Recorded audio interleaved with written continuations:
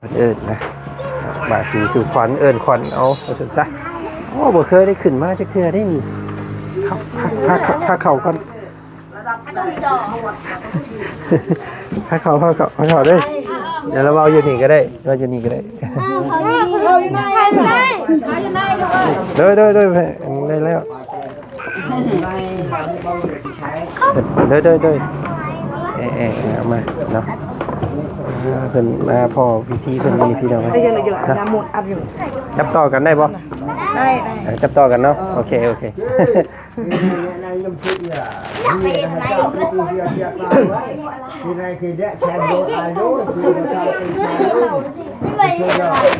เสียงนิดนึงพี่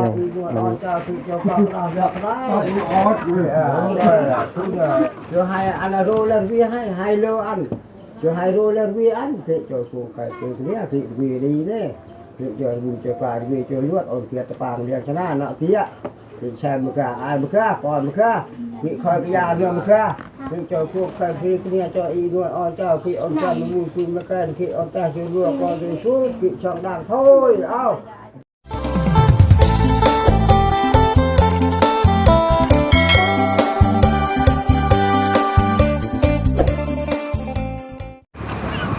ฮะ เวียดแล้วเทิงในเมื่อวานนี่น่ะ แม่นบ่แม่นเอาเวียดเวียดแล้วเทิงมงเวียดแม่นใจได้มาพี่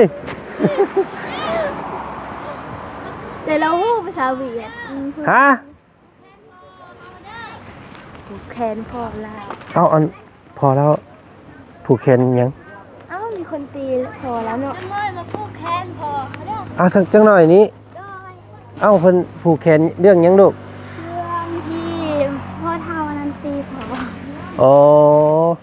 ทีนี้เดี๋ยวเพิ่นจะผูกแขนเอาเล่าบาดนี้อีกจังหน่อยบ่อ๋อกำลังสิผูกนี้ผูกกันแขนเอา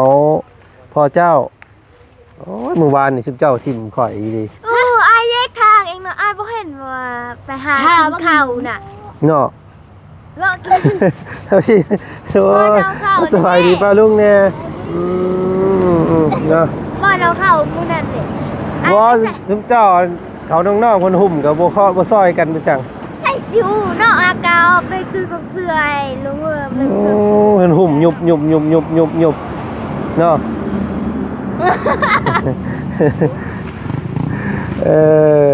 เจ้าฮู้บ่ภาษาเพิ่นเมื่อวานฮู้นิดนึงภาษาเราถึงมงอยู่เมืองเวียดอย่างพอแล้วเนาะเพิ่นจะว่าเมื่อยเลอะเนาะแม่นบ่แม่คอยกับพี่มงแบบประมาณนี้บ่แม่เจ้ากะโอ้ฮู้แบบเวลาเพิ่นเว้าภาษานั่นก็ฮู้อยู่เนาะแต่บางทีบันไดเวียดอยู่ไกลเรียกคันทีนจะเบื่อให้ทางเหนื่อยภาษาเวียดเกือบหาทางมาบ่พอเมื่อวานยังสัตว์ลงมาแต่เทิงอันนี้น้อให้กันยังอันนี้โอ้สิเกือบถึงหัวน้องกันใจดีเพิ่นพากันกินข้าวแล้วมื้อนี้ยังอยู่ว่าสิอันนี้แหละที่เพิ่นเอายังเพิ่นมีไก่บ่ผูกแขนพาคอนข้างแน่บ่โอ้ตัวเดียวไก่ตัวเดียวมันสิพอกินอยู่บ่เนาะนี่อันเราเอาซื้ออันนี้มาให้อาหารเวียดพันกันคนละอันกับน้องกองมีพร้อมเด้อซื้อมาหาอันปาเต้ฮู้บ่เคยกินอยู่บ่ลองไหมกำลังฮ้อนๆนะฮะลองคนละอันซื้ออาหารเวียดเห็นเจ้าไปเที่ยวเวียดเมื่อวานนี้น้องใจดีได้ยังเมื่อวานได้เสื้อฮะได้เสื้อบ่คือเกินแสนหนึ่งเสื้อแสนสาวกีบต้องมีเงินหลายเนาะยังไปเที่ยวเนาะมันต้องมีเธอหน้าไปบอกไป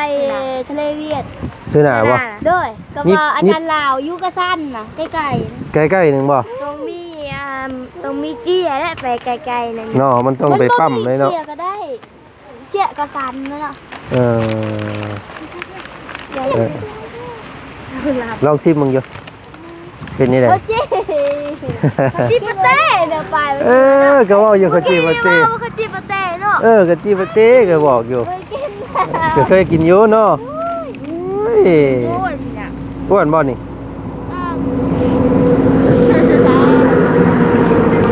แทบพี่ก็เชื่อกันใช่ แซ่บภาษาเวียดว่านี่แหละแซ่บ งอน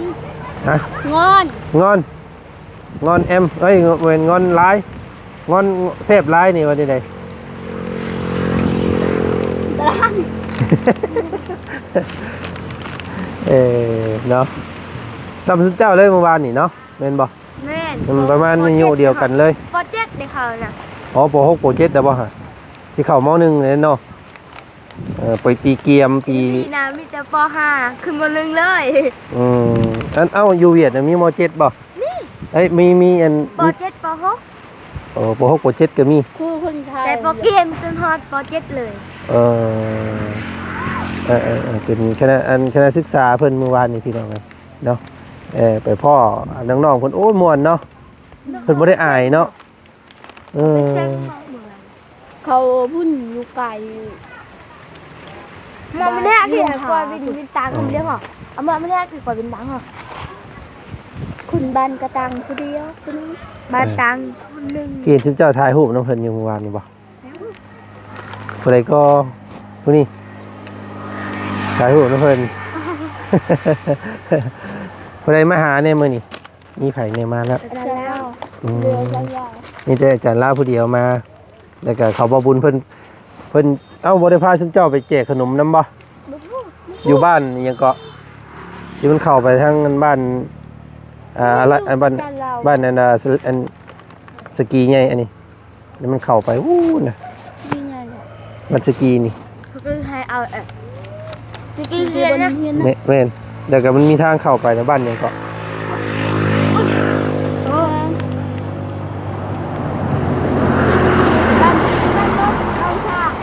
ฮะ บ้านข้างเจ้าบ้านขายบ้านกระดาษเป็นเนี่ย มันมีบ้านหนึงที่มันเข้าไปเลิกๆเติบแล้วที่มันเข้าไปทางในหั่นนะเนาะก็อันบ้านนั้นหม่องจุมเจ้าเฮียนนั่นแหละบ่เคยไปจักเทื่อบ่เซ็ตสาขาบ่บุญเพิ่นเนาะเข้าไปดูจังว่าเรายังบ่ตื่นเมื่อไปไทยกำลังสิไปไทยไปบ่ไปไทยได้ม่วนกว่าเคยไปบ่เจ้าเคยไปไทยบ่ผู้นี้เด้ผู้นี้เด้ บ่เคย ไปบ่ไปนำเราบ่ไป ยังต้องจับ แต่มันต้องจำเจี้ยได้ตัวนี้เจ้าต้องมีสัมมโน เงินก็บ่มีเงินก็มีได้ไปหมดอ่ะ บ่เนาะแพงได้อยู่พุ่นมีเงิน1,000 บาทพุ่นละ 1,000 บาท600,000เลยเนี่ย เป็นล้านพุ่นละเงินน่ะเนาะยังบ่เคยไปจักเทื่อเนาะ เคยไปบ่ร้านหนัง บ่เคย ร้านเคยบ่เคยกัน มื้อหน้าเนาะอันมีป้าลุงเพิ่นว่ายังให้ซุปเจ้าพาไปอันทะเลเนาะ แล้วลุงสิไปนำ บ่ข่อยนี่แหละ บ่ยังให้พาซุปเจ้าอ้ายนี่ไปว่า บุญว่าสิไป บ่ ก็มาจะลาว มื้อหน้าเด้อไปบ่ วิตันตินลองล่ะฮอดพี่ละบาวนี่ล่ะฮอดตินลองล่ะกระสัน กระสันน่ะแม่นบ่เป็นทะเลบ่งามบ่ทะเล กระสันแล้วก็ฮอดทางลงหา พวกอ้ายพวกระบ่าวยังบ่ทันได้เห็นทะเล ไปอยู่กระสันเนาะ บ่เคยเห็นทะเลจักเทื่ออยากไปเบิ่งเนาะมื้อหน้าเนาะ เฮาจะจังทำทาง มื้อหน้าสิพาไปอาบน้ำทะเล อุ้ยใครสิกล้าอาบน้ำนั่น เอ้าไปก็ต้องอาบเลยเนาะ บักหลายๆอาบเนาะ ไปทะเลก็ต้องอาบน้ำทะเลตัว อุ้ยก็ต้องเสื้อไปอาบเลย เอ้าก็ถือเสื้อไปน้ำเลย ไปอาบ เอ้าไปอาบมันสั้นกับซ้ำไปบ่ฮอดเลย เราเอาลงติ๊กต็อกถ่ายคลิปวันนั้นออกเกิดมากกว่า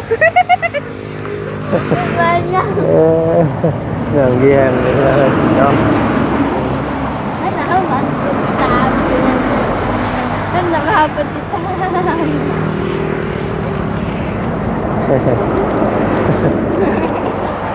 ตัวยังเนาะ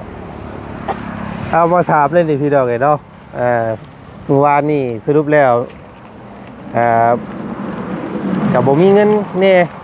พวกอ้ายกับบ่ได้ซื้อหยังให้เลยเมื่อวานนี่ไปมันเนาะฮะ กุ้งเพิ่มคือให้กุ้ง ซื้อกุ้งให้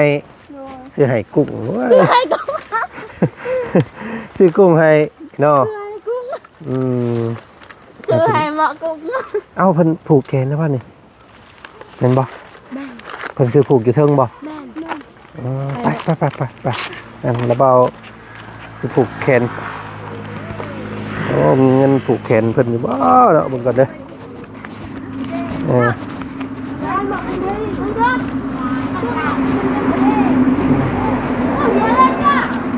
อแม่น้องกันเจดีเพิ่นมาแล้วอันนี้พี่น้องเนาะ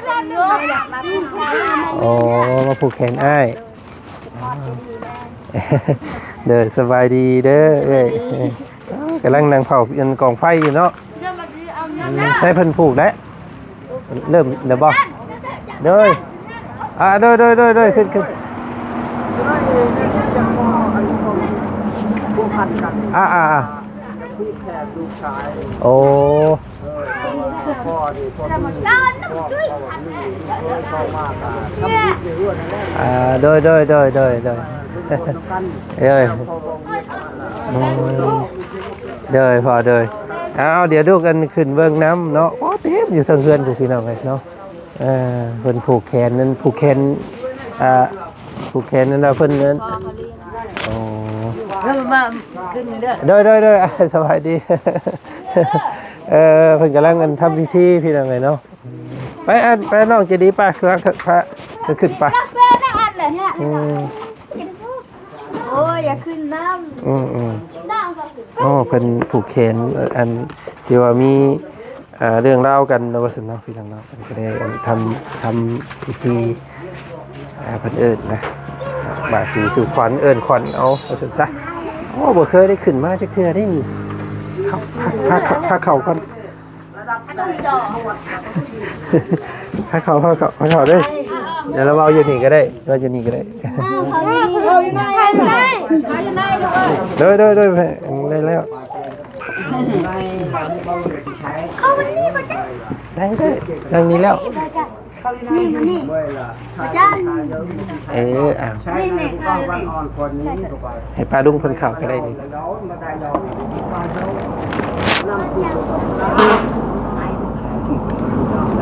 เอาเมื่อจ้าแล้ว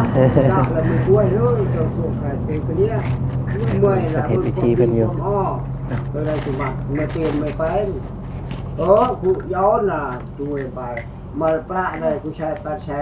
โจ้ขอตัวโจ้มีปลานั่นเนาะต้องรีบโจ้ปลานี่แหละชื่อเจาะนี่แหละเจาะทางใจอันที่อันก่อนดีที่เจ้าเมื่อจะโมครับเลยมาคันเมื่อตีราคาไปจ่ายละเมย์จ่ายนั้นคันไปต้องมาจ่ายละลูกชั่วจ่ายจ่ายสองกูชั่วใหม่ละไม่ตาอันเมื่อชั่วกูหรือกูตาในมวยละปลาปุ่มปลาปุ่มอมกล้วยให้อ้อคืออดอันเปลี่ยนไปยังมวยกูเพื่อแล้วมันยังอดเปลี่ยนไปคือมาจะมาจูงดูก่อนเรื่องตัวอะไรให้ต้องข้าวเพราะว่าให้ขันตมุตะนี่นั่นแหละขาดชมสมตีมามวยเนาะหมอเนาะปลาอะไรมั่มเวียกในตู้ในชุมัดดูกอโจหรือดูปลาโจดูก่อนดูตมุตะโจหนึ่งวัดกำหนดเรื่องอะไรนู่นเอาจะเรื่องของอันก่อนทำไมดูตะเติมเลยอินดูดูยากดูตะเติมละปลาเล่นชื่อเนี่ยไรเมื่อเราตกลงให้ดีthì cụ là trong này thì bà là tôi trong này là gì thì cụ tao cái răng rồi từ đây chụp mặt đi qua mời là mời thằng con là thế thằng con người ta đi nhà này là cái chiết cái anh nhậu về cái năm nhậu ăn đó bao nước khỏi bị đá hay tạ lên rồi này nhiều bên ai đôi bên rồi cho xong mình chu này là bữa mà cho vào xong mình vào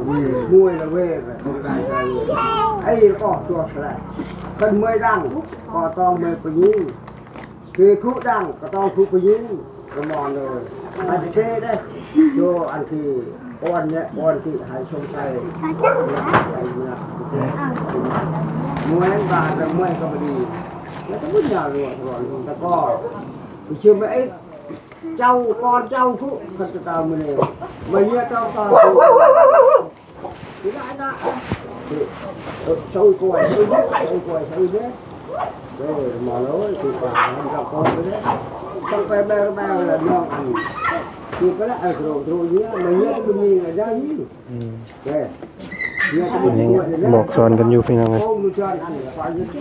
không ta ăn là phải như thế tôi cần đi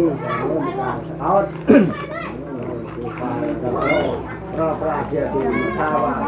bữa ăn mà không có đại đại không có cái qua cái này này thì cái bún bông cái bún chay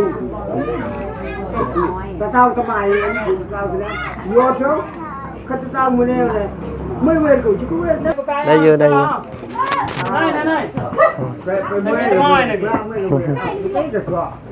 ทางพุ่นก็มีอันทางลงเนาะเอ้าบ่ได้มีบ่อ๋อเอาเพิ่นอันนั้นก่อนลูกลงทั้งนั้น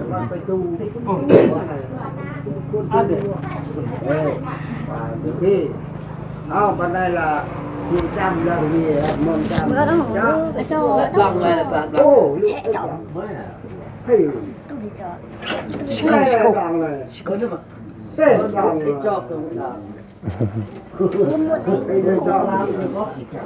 น้องจอบร้านจอบคือจบคือร้านคือน้อง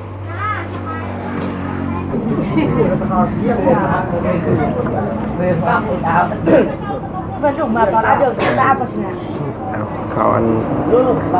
สุภาพรเพิ่นเด้อเอามาเนาะเพิ่นมาพ่อพิธีเพิ่นนี่พี่น้องเอ้ย Bây giờ là giờ ăn một áp dụng. จับต่อกันได้บ่ Đây. จับต่อกันเนาะโอเค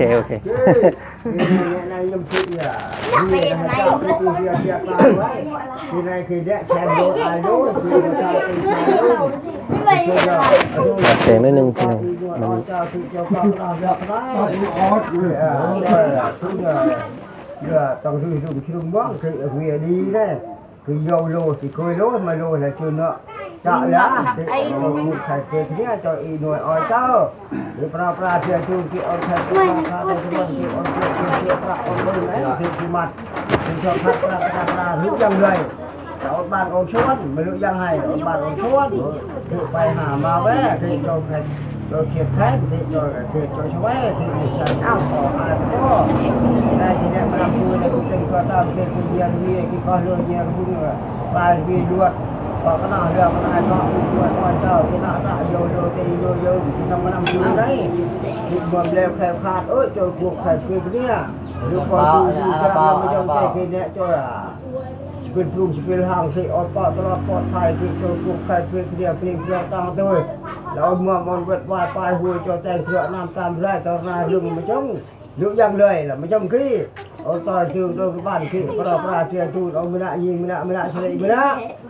จอยเขียดจอยสวยขี้แชมเทียไอเทียน่าตาอันเลอให้อันโรเลอร์วีให้เลออันจะให้โรเลอร์วีอันขี้จอยพวกใครเป็นเดียวขี้วีดีเนี่ยthì giờ mình chơi bài vì chơi luộc ở kia tập bàn liền cho nó tía thì xem một cả ai một cả còn một cả bị khỏi cái nhà đường một cả thì cho cuộc khai phi cái nhà cho y nuôi on cho khi ông cha mình mua chung mấy cái khi ông ta chơi luộc còn thì xuống bị chọn đảng thôi ao mà không trả rồi mà không trả เนาะอันทำพิธีสำเร็จแต่ก็มีแต่ผูกต่อแขนเอาอันบัดนี้เนาะยังบ่เคยเห็นพ่อน้องเฮียงจักเทื่อได้ผู้นี้บ่ผู้ใดพ่อน้องเฮียงเพิ่นอ๋อผู้นั้นเนาะยังบ่เคยเห็นจักเทื่อพี่น้องเอ้ยเนาะก็จะเห็นครั้งแรก อยู่หันปานเก่า น้องเลี้ยงเพิ่นก็หน้าตาดีได้พี่น้องสะท้อนแสงนิดนึงเนาะมันมืดแน่นิดนึงเด้อพี่น้องเด้อเนาะเพื่อนเราก็นี่บ่เคยขึ้นมาถึงพี่จักเทื่อเนาะเอามาให้เราเบ้าแน่นึงโอเค เกี่ยวเหยียบประอัน เอ้าเขาผูกปะถ้าเราว่าเขาผูกไหนผูกเลยอันนี้พ่อเจ้านะพ่อรอเนาะพ่อเจ้าเนาะน้องยังเคยเล่นบ่ ว่าเคยจะเคือ มันเวียดเลยเหรอ เงินไทย น้องอีกขาว ไปได้ผูกผ้าผูกหรือไม่ถ้าเราว่าผูกนี่ดีมีแห้งเด้อเนาะ ไอ้ดีมีแห้งอย่าตกคุมลุมน้อง น้องให้มันให้เงินให้เบิ่งลูกเบิ่งเต้าเด้อสร้างสาเนาะ มาจอดที่นี่ เดี๋ยวให้เยอะแกตาเหินรอบนี้ว่าเพิ่นก็ดอยดอกเจ้าเนี่ยเปรียบนะเจ้านะ ไปแทนเนี่ยตักจ้า ดอยดาวเว้ยนี่ จ้าจ้าหนาว นี่เนี่ยก็เจ้าเนี่ย จ้าไอ้จ้าตีแม่ ผูกได้ยังไม่ผูกว่า นี่จ้าอะไรจ้าดีจะหนาวนี่จ้าอะไรต่อ เกิดไม่เรียน ไม่กันเอง เจ้าโยนป้า จ้าเอาไปกันตายแล้วนะจ้าไอ้เส้นก่อนเชื่ออ้วนแล้ว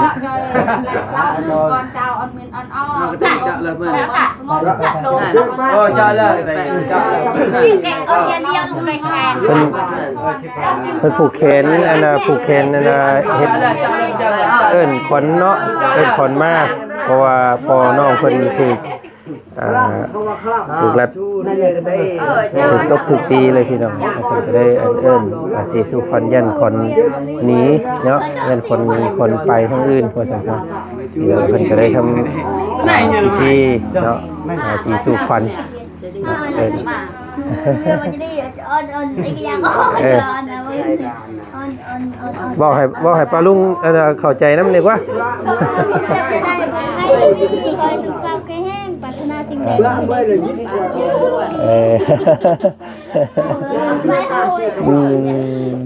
ตามรางแม่ เอ้ยเสนเขาน้องกองมีไปใช้สินี่ ก็ไปมองงาน เอาไปเผางานท่า เอาหน้าข้าวก็ว่ามันเล่นเมื่อ เป็นจังมาเนาะโอ้พอโรงงานบ่มีไผอยู่เนาะต้องไปเผาท่า ผมว่าก็ท่านก็ เอาผูกแขนสำเร็จเรียบร้อยพี่น้องไงเนาะกะมื้อนี้ทางประจันกะสิขอตัวเดินทางกลับบ้านมื้อนี้พี่น้องเนาะก็เลยมาพบพ่อพิธีพอดีก็เลยขึ้นมาแขนน้ำกันมื้อนี้เนาะ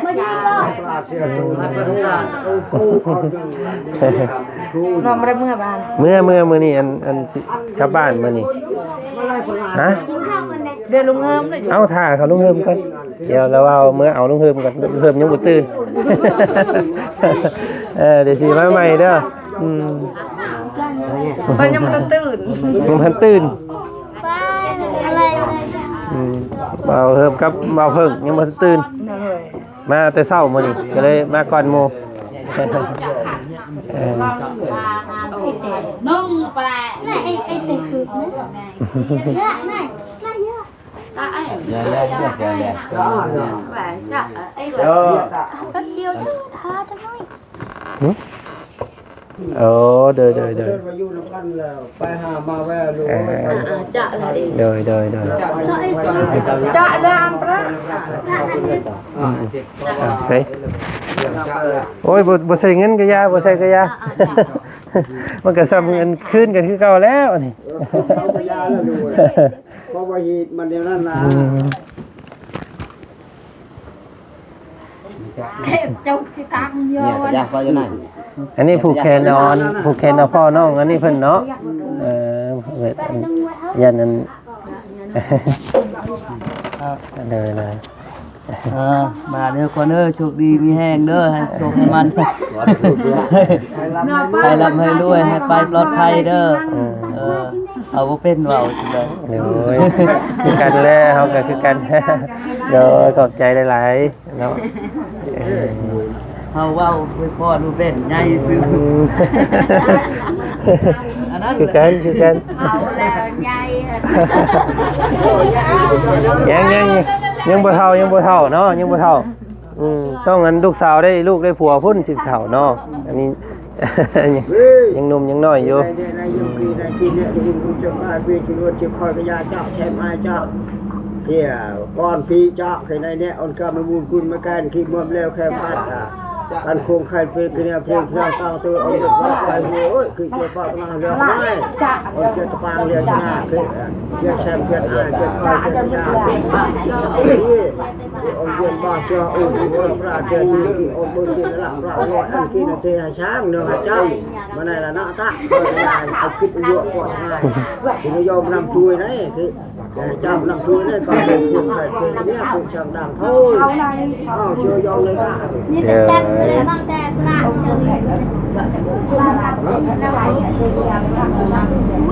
เอาอันน้องเลี้ยงอันสั้นๆแล้วเบาเมื่อหับเอาหมู่กันเด้อเดี๋ยวสิมาใหม่เด้อโอเคพากันกินข้าวเด้อเดี๋ยวเราสิมาใหม่เดี๋ยวเมื่อ น้องประหับเบาลูกเ เมื่อเขาอันหับเอาหมู่ก่อน เด้อ เด้อเพิ่นยังบ่ตื่นเมื่อปลุกเอาเพิ่นก่อน โอเคเนาะเฮ็ดกินถ่าเด้อโอเค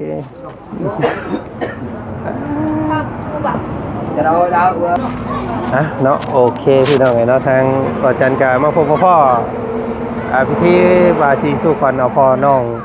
เที่ยงเพิ่นมื้อนี้น้องเที่ยงเพิ่นพี่น้องเนาะก็ได้ผูกมัดแขนเอาให้น้องเพิ่นให้พ่อเพิ่นแคล้วคลาดปลอดภัยว่าซั่นซะเนาะก่อนความเชื่อของทางหมู่บ้านเพิ่นว่าซั่นซะพี่น้องเนาะก็เอาทางบ่จันก็ขอตัวลำลาก่อนสักคลิปนี้เนาะพบกันอีกคลิปหน้าแล้วกันเนาะพี่น้องเนาะทางมื้อนี้ทางบ่จันก็สิเดินทางกลับบ้านเด้อมื้อนี้พี่น้องเนาะมาเบิ่งหมู่เบิ่งถามมึงว่าเพิ่งเบาลุงเฮิมก่อนเนาะเพิ่นสิกลับน้ำบ่หรือว่าจังใดพี่น้องเนาะจังใดก็ติดตามเบิ่งนํกันอีกเด้อพี่น้องคลิปนี้ทางบ่จันขอตัวก่อนเนาะสบายดีสวัสดี